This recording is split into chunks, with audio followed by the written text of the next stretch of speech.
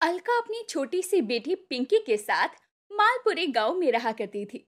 अलका गांव के ही अंदर एक डोसे की दुकान चलाया करती। उसके डोसे बहुत मशहूर थे। वो तरह तरह के डोसे बनाकर बेचा करती, जैसे आलू का डोसा, पनीर का डोसा और भी तरह तरह के डोसे। वो बच्चों के लिए चॉकलेट डोसा बनाकर भी बेचा करती। और ऐसे ही कई दिन गुजरते हैं। एक दिन वो अपनी दुकान पर डोसे बेच रही होती है। उस दिन उसकी दुकान पर बहुत ज्यादा भीड़ थी। हे भगवान, आज तो मैं दिन में अपनी बेटी को स्कूल से लेने भी नहीं जा पाऊंगी। मेरी दुकान पर इतनी भीड़ जो है। तभी अलका की नजर पायल पर जाती है, जो कि अपनी बेटी को लेने के लिए स्कूल जा रही थी। और अलका उसे रोकते हुए कहती है, पायल बहन, जब तुम अपनी बेटी को लेने के लिए स्कूल जा ही रही हो, तो क्या तुम मेरी बेटी को भी स्कूल से ले आओगी? अरे, मैं तुम्हारी बेटी को स्कूल से क्यों लाने लगी? तुम यहाँ बैठकर नोट छापो और मैं तुम्हारी बेटी को नौकरों की तरह स्कूल से उठाकर तुम्हारे घर छोड़ू। ना बाबा ना, मुझसे ये नहीं होगा। तुम्हारी बेटी का बोझ है, तुम ही संभालो। बहन, मेरी बेटी कोई बोझ नहीं है। आज ये बोल दिया, दोबारा मत कहना, वरना ये गर्मा गर्म तवा तुम्हारे मुंह पर चिपका दूंगी। पायल अलका से अपनी बेइज्जती करवाकर वहां से चली जाती है। अब अलका अपनी दुकान को बंद करके अपनी बेटी को लेने स्कूल जाती है। और उसके बाद में उसे घर छोड़कर खाना खिलाकर वापस अपनी डोसे की दुकान पर आ जाती है। उसके पति का देहांत टीबी की बीमारी के चलते हो गया था। अपने पति की देहांत के बाद उसी ने अपने घर को संभाला हुआ था। अलका अपनी बेटी के लिए बहुत रुपया जोड़ा करती थी। उसने एक जमीन भी खरीदी हुई थी, जिसे वो अपनी बेटी की शादी पर बेचना चाहती थी, ताकि उसकी शादी में कोई भी कमी ना रह जाए। सब कुछ कुशल मंगल चल रहा है। भगवान की कृपा से मेरा काम भी बहुत अच्छा चल रहा है और मेरी बेटी भी अच्छा पढ़ लिख रही है। लेकिन वहीं पायल अब 4 लोगों के आगे अपनी बेइज्जती होने की वजह से बहुत गुस्से में थी। वो घर आती है और उसके बाद में अपने पति के आने का इंतजार करने लगती है। जब उसका पति घर आता है, तो वो अपने पति से कहती है, अजी, बहुत हो गया। आपको जो करना है वो करिए, लेकिन मेरी भी बाजार में एक डोसे की दुकान खुलवा दीजिए। आज तो उस अलका ने 4 लोगों के आगे मेरी बेइज्जती की। अरे, कैसी बातें कर रही हो? दुकान खोलना कोई छोटी मोटी बात नहीं है। इसमें बहुत पैसा लगता है। मैं तुम्हारी दुकान नहीं खुलवा सकता।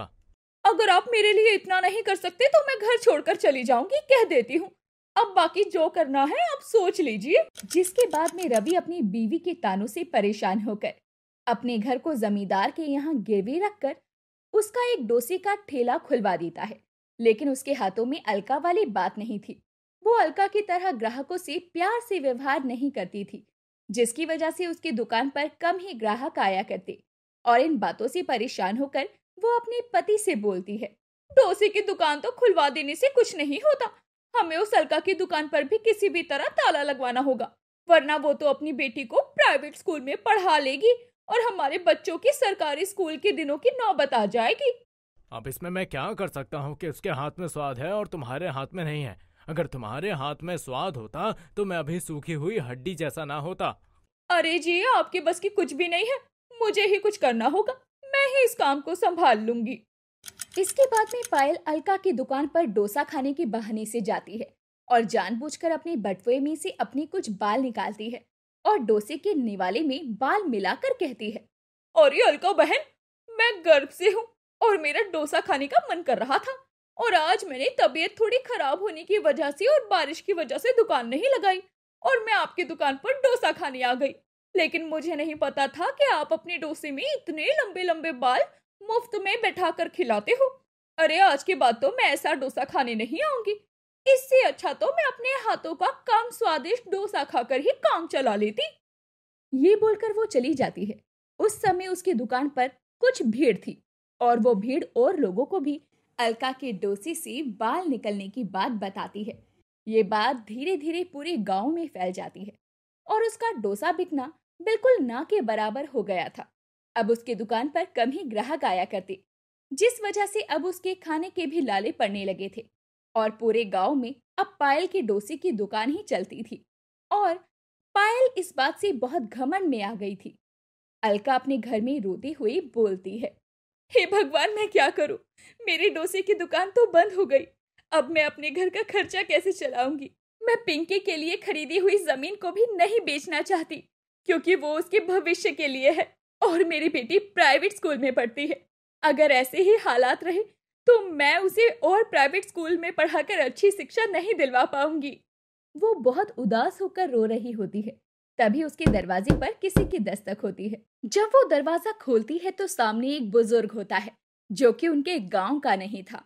वो बुजुर्ग कहता है, बेटे, क्या मैं अंदर आ सकता हूँ?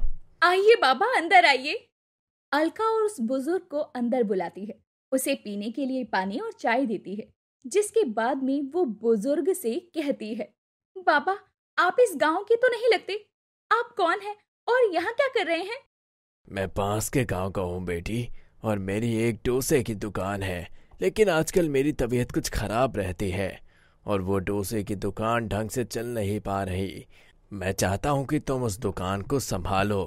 मुझे पता चला कि इस गांव में तुम्हारी डोसे की दुकान बंद हो गई है और तुम्हें काम की ज़रूरत है। पर बाबा, कैसे? मना मत करना बेटी, वरना मेरे भूखे मरने की नौबत आ जाएगी। मेरा कोई भी अपना नहीं है। मैं जब तक जीवित हूँ तुम मेरी दुकान को चला लो। जो पैसे आया करेगा उसमें से थोड़े पैसे मुझे दे दिया करना, जिससे मैं अपना गुजारा कर लूँगा। और जब मैं मर जाऊँगा तो मेरी दुकान तुम रख लेना या बेच देना। बुजुर्ग के बार बार कहने पर अलका मान जाती है। जिसके बाद वो अपने गांव से कुछ दूरी पर कई घंटों का रास्ता तय करके उसके डोसे की दुकान को चलाने के लिए जाया करती। उस बुजुर्ग की दुकान ज्यादा तो नहीं चलती, लेकिन फिर भी कुछ ग्राहक आ जाया करते, जिस वजह से अलका और बुजुर्ग दोनों का गुजारा चल रहा था। एक दिन अलका अपनी बेटी पिंकी को स्कूल से लेने के लिए जा रही थी। तभी पायल उसे कहती है, क्या तुम मेरी बेटी को भी स्कूल से ले आओगी? वो क्या है ना, आज मेरी दुकान पर बहुत ग्राहक हैं। मैं अपनी बेटी को स्कूल लेने नहीं जा पाऊंगी। कोई बात नहीं बहन, मैं तुम्हारी और अपनी दोनों की बेटियों को स्कूल से ले आऊंगी। वैसे भी तुम गर्भ से हो और दुकान चलाती हो, तुम्हें आराम की भी जरूरत है। मैं रोज ही तुम्हारी बेटी को स्कूल से ले आया करूंगी। पायल को अलका का इतना प्यार से बात करना चुभता है, लेकिन वो कुछ नहीं कहती। ऐसे ही दिन गुजरते हैं और अलका गांव से कुछ दूरी पर जाकर उस बुजुर्ग की डोसे की दुकान चलाया करती। कुछ दिनों के बाद में उस बुजुर्ग का निधन हो जाता है। बाबा, आप थे तो ऐसा लगता था कि मेरे सर पर एक बुजुर्ग का साया है। अब वो भी छिन गया। अब मैं कैसे अपना गुजारा करूंगी? मुझे आपकी दुकान नहीं चाहिए बाबा। वो बाबा की लाश के पास बैठकर रो रही होती है कि तभी तेज हवाएं चलने लगती है और बाबा का साया वहां आ जाता है, जिसे देखकर पहले तो वो डर जाती है और फिर वो बुजुर्ग की आत्मा कहती है, डरो मत बेटी, मैं तुम्हारी मदद करने आया हूँ। जब मैं बीमार था तो तुमने इतनी दूर जाकर मेरी दुकान को संभाला और तुम्हारी वजह से ही मेरा गुजारा हो पाता था। अब मैं इस दुनिया में नहीं हूँ तो मैं तुम्हें कुछ देना चाहता हूँ। तुम भले ही अब मेरी डोसे की दुकान मत चलाना, लेकिन मेरे डोसे का तवा तुम अपने साथ ले जाओ। ये कोई मामूली तवा नहीं है, अब ये जादुई तवा है। इस तवे पर तुम जो भी डोसा बनाओगी वो अपने आप बनकर आ जाएगा। धन्यवाद बाबा, आपने जीते जी हमेशा मेरी मदद की और आप मरने के बाद भी मुझे एक जादुई डोसे का तवा देकर गए हैं। मैं आपका हमेशा आभार प्रकट करती रहूंगी। अब अलका उस बुजुर्ग का अंतिम संस्कार करके उसके घर से वो तवा लेकर अपने घर आ जाती है और फिर से गांव के एक दूसरे कोने पर अपनी डोसे की दुकान चलाने लगती है। वो जिस भी डोसे का नाम लेती, वो डोसा बनकर उसके सामने आ जाया करता। सुनिए, जरा मुझे एक पनीर डोसा चाहिए। अभी देती हूँ भाई साहब। ग्राहक डोसा खाता है और अलका की तारीफ करते हुए कहता है, अरे वाह, ऐसा डोसा तो शहरों में भी नहीं मिलता है। आपके हाथों में तो सच में जादू है। धीरे धीरे उसकी दुकान पर ग्राहक बढ़ने लगते हैं। पायल की दुकान पर कम होने लगते हैं। ये देखकर पायल को बहुत जलन होती है और एक दिन उसे पता चलता है कि अलका के पास जादुई डोसे का तवा है, जिससे वो जादुई डोसा बनाकर सबको खिलाती है। जब अलका अपनी बेटी को लेने के लिए स्कूल गई होती है, तो वो उसके घर पर जाती है और वो जादुई डोसे का तवा चुरा लेती है। अरे, अब ये जादुई तवा मेरे पास है। मैं इससे जादुई डोसे बनाकर बेचूंगी और उसके बाद मैं इस गांव की सबसे अमीर औरत बन जाऊंगी। ये बोलकर अब पायल अगले दिन से उस जादुई तवे पर डोसा बनाती है। लेकिन जैसे ही वो ग्राहक को डोसा बनाकर देती है, कुछ ही पलों में वो बालों से भरा हुआ डोसा बन जाता है। ये देखकर एक औरत उसे खूब सुनाती है। अरे बहन जी, ये क्या है?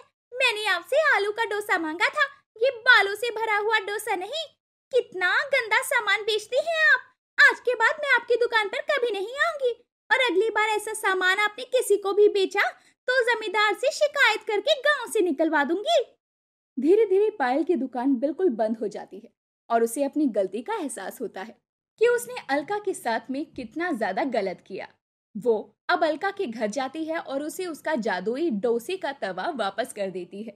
मुझे माफ कर दो अलका, सब मेरी गलती है। मैंने ही तुमसे जलन के मारे दुकान खोली, जो कि मुझसे चली नहीं।